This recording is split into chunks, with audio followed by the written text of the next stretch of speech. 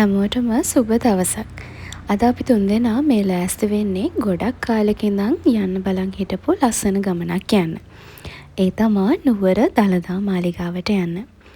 මාලිගාවට බබා එක්ක යන පළවෙනි පාර නිසා මේ ගමන අපිට ගොඩාක් විශේෂයි.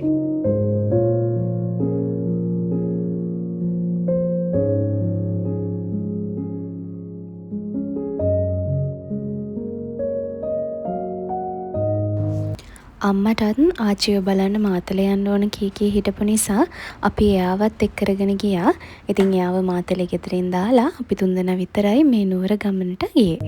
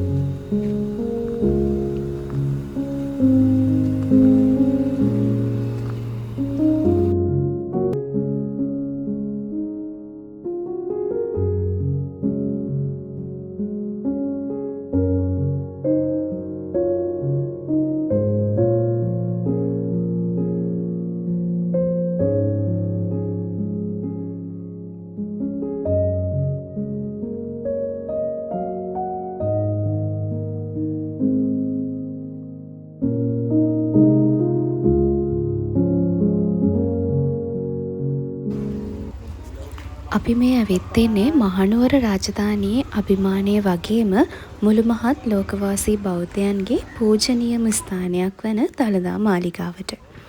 ක්‍රිස්තු වර්ෂ 4 වන සියවසේදී හෙම්මාලා කුමරිය සහ දන්ත කුමාරයා වැඩම කරවපු ශ්‍රී සර්වඥ වාමදන්ත ධාතුන් වහන්සේ අද වැඩ සිටින්නේ මෙන්න මේ පින්බර භූමියේ.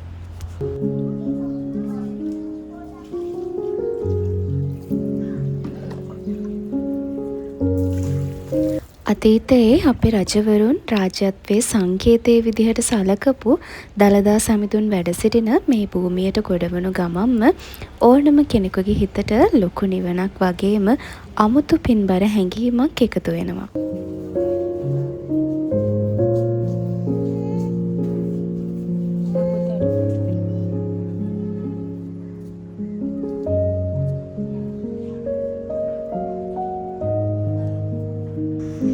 දළදා මාලිගාවට ගොඩවෙන කෙනෙකුට වන්දනාමාන කරන්න වගේම ගොඩක් ඓතිහාසික දේවල් තියෙනවා බලන්න.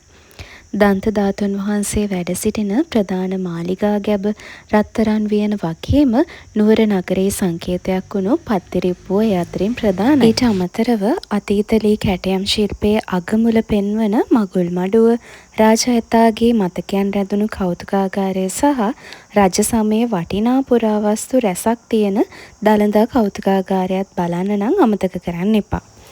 මේ හැම තැනකම අපේ අභිමානවත් අතීත උරුමය ඒ විදිහටම රැඳිලා තියෙනවා.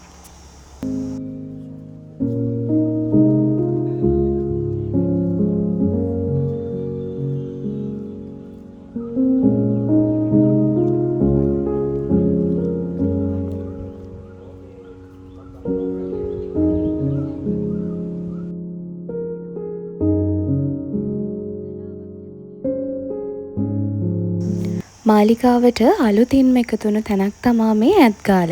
ඉතින් අපි තුන්දෙනා ගියා එතනටත් බලන්න. අලි ඇතු නාවන තැන තමා මෙතන මේ තියෙන්නේ.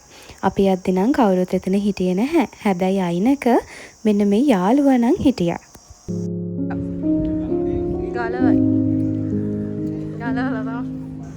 දළදා සමිඳුන්ගේ ආශිර්වාදයෙන් අපේ පුංචි පවුලේ නුවර ගමන හරිම ලස්සනට හිතට ලොකු සැනසීමක් අරන් දෙමින් මේ විදිහට අවසන් වුණා. ඉතින් බබා එක්ක ගිය මේ පළවෙනි දළදා වන්දනාව අපේ ජීවිතේ කවදාවත් අමතක වෙන එකක් නැහැ. අපේ මේ වීඩියෝ එක බලපු ඔයාලා හැමෝටමත් දළදා සමිඳුන්ගේ පිහිටත් ආශිර්වාදයක් නිරතුරුවම ලැබේවා කියලා මම ප්‍රාර්ථනා කරනවා. අපේ මේ පුංචි පවුලේ අත්දැකීම බලන්න වීඩියෝ එකත් එක්ක එකතු වුණාට ඔයගොල්ලෝ හැමෝටම ගොඩාක් ස්තුතියි. එහෙනම් තවත් ලස්සන වීඩියෝ එකකින් අපි ආයෙමත් හම්බ වෙමු.